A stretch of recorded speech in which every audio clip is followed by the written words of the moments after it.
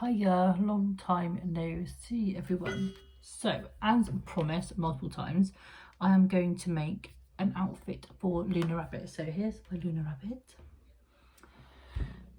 She's looking very undressed. So, I thought today, using the Luna Lapin, Making Luna Lapin book, we're going to use the pattern. So the instructions for this is on page 50 if you wanted to look at your book for reference. Obviously the pattern pieces are in the back. So it says that Luna's sewing machine winked at her from the corner of the room. A day later, Luna slipped into her new dress and twirled like she was 5 again. So we're going to make her a pretty dress. It's called the polka dot dress, but I'm going to use this really cute Tilda floral fabric. So I'll tell you what I've done so far, and then as I have done before with Making Luna, I've done the videos in stages. So if anyone's finding a particular aspect of the pattern tricky, they can just go to that video rather than having to watch an hour or so of me whittering on. So here goes nothing. I've had a haircut, not 100% sure, quite liking it. Won't be doing this bit again, quite like the rest. Anyway, lots have gone on. So since my last videos, hence there's been a bit of a gap.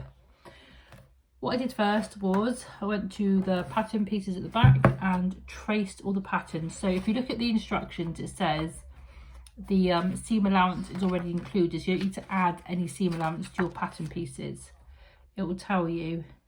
If you're going to photocopy it 100%. Don't enlarge or decrease, unless you obviously want to make a larger character and therefore large clothes for it. So I traced the pattern as it came in the book. So what I like to do is I like to keep these then for future reference so I can make them again. So there's all my pieces all done. Look at all your markings on it, which you transfer then to the fabric, little collar piece. So I then took all of that out of my fabric. So that's my back piece, and what I've done in the seam allowance, where I know it's going to be sewn and not seen, I've written back. Particularly if we're doing a pattern for the first time, it's quite handy to do that. Once you make things a few times, you tend to get to know what pieces are what. So that's the front bit, and as you can see, I've marked, that's the bottom of the pocket. So when I line it up on the correct side, that'll be the bottom edge of the pockets. I've done a contrast collar because it's a Peter Pan collar on this dress. So I've picked a white, but it has this like slight floral print, which I thought goes quite nicely. There's 2 pocket pieces. On the top, I've marked the fold over bits. So when you construct the pocket, those are really handy. And there's 2 sleeves. So that's all the front pieces. So just whilst I'm talking about making clothes, there's a few things that I find a little bit helpful when I'm making. Seam marker, erasable pen, seam ripper, because we all need that sometimes, and this is like a little point turner thing. So this, when you're turning things in the right angle, let you poke into the corners and make things nice and crisp and even, because you've got like the collar part, collar needs to be turned out nicely. The pockets, so this is quite a nice little tool. A good sharp pair of fabric scissors. Some people do have like fabric scissors and a little snipper for cutting the threads when you're sewing. Obviously contrasting thread. I always have scrap fabric ready in the same. So this pattern does call for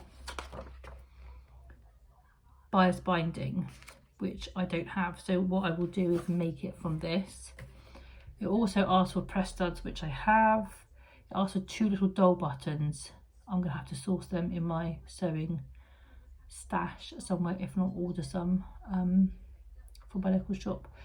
It asks for rick rack, which is a wavy line that you can add to your item. I personally don't like it, so I'm not going to put it up the pockets, but it's just a strip that goes over the pockets and you just sew it on to give it a bit of a detail. I might put a decorative stitch along that piece instead, but I'm not really big on rick rack. so I won't be using it. But that's everything that you need for this project, and you can dress your Luna in her first item. So I thought we'd do the polka dot dress first. I've got some lovely fabric to make her a coat, so I'll do that one. If she's got a dress and a coat, she might as well have some shoes, so I'll show you how to make the shoes in another video. And then I thought pyjamas, because if you've got a day wear, you need nightwear. So I've got some lovely flannel, it's quite cute fabric to make her a pair of pyjamas. Those are the forthcoming videos that I am planning at present.